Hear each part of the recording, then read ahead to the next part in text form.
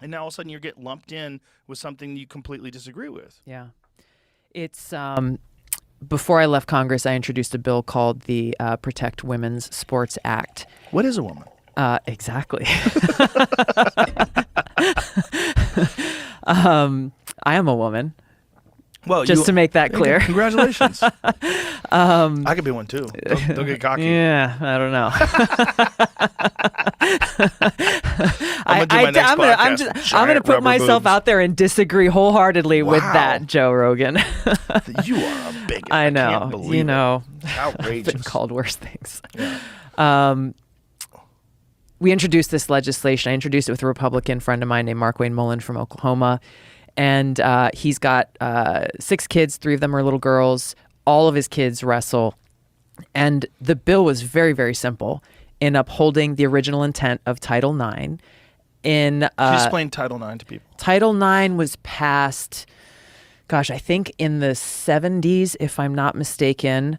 And it was a huge landmark piece of legislation because it delineated, it provided a level playing field on the basis of sex, meaning males have opportunities, females deserve those same opportunities, whether it be in sports or in college, and in all in a public funding realm, essentially, where the federal government can impact it.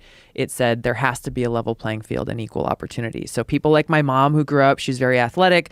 The only thing that was available to her in high school was cheerleading, and she did it. She was great, but she would have liked the opportunity to be able to compete in other sports. Carla Esparza, I think, is a more modern day example. There were no girls wrestling teams in her high school.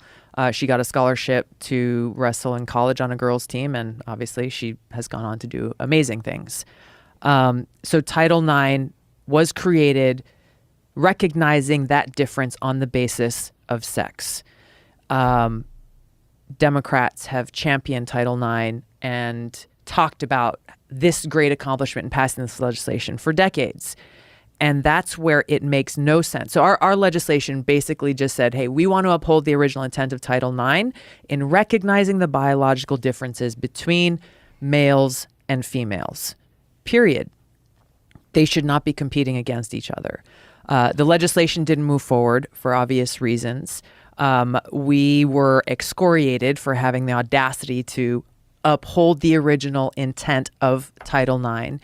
And now what we're seeing with the Biden administration is administratively, not even through passing legislation, they're trying to backdoor this move to change the rules around Title IX to include gender identity rather than having it be on the basis of biological sex, to include gender identity, and threatening schools that they will withhold federal funding unless they adopt this rule change within the Biden administration. Again, not running through Congress, not allowing the people's voices to be heard, but trying to backdoor this through and making threats to publicly funded educational institutions as a means of trying to implement this. Now, why do you think they're doing that? And is that publicly supported?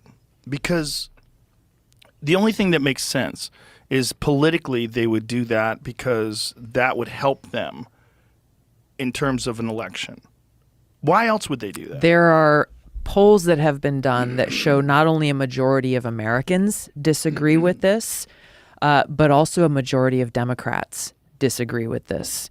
And so why they're doing it, they're catering to those ideological zealots within the Democratic Party and trying to placate them in their radical policies and their extremes, rather than actually standing up and saying, you know what, no, this is science, this is biology, and this is what's right.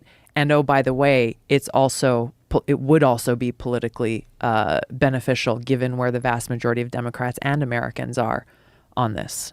But it's just wild that no one's pushing back. Yep. It's really wild, especially no one in the Democratic Party. They seem like they're captive by the furthest left. Yeah, it's true.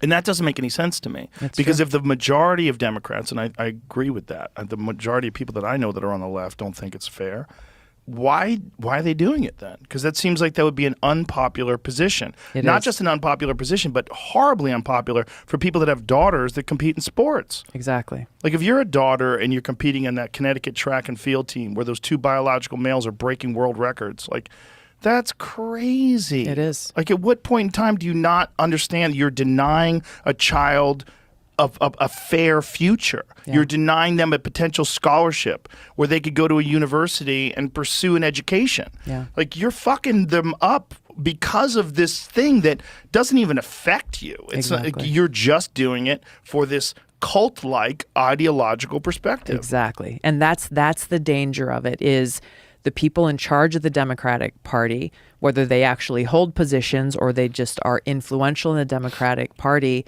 have created this cult-like atmosphere and fomented this fear so much so that people who are really in a position to impact this, to stand up against it and say, hold on, guys, this is literally insane and needs to stop. They're too afraid to do so because of what the ramifications will be.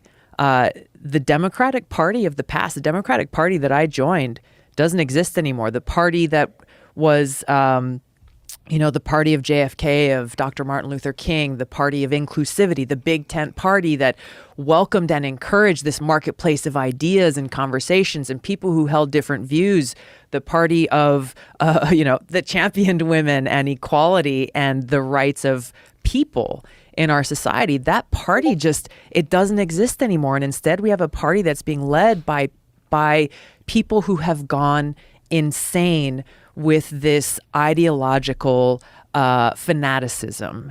And there are a lot of different issues, a lot of different examples.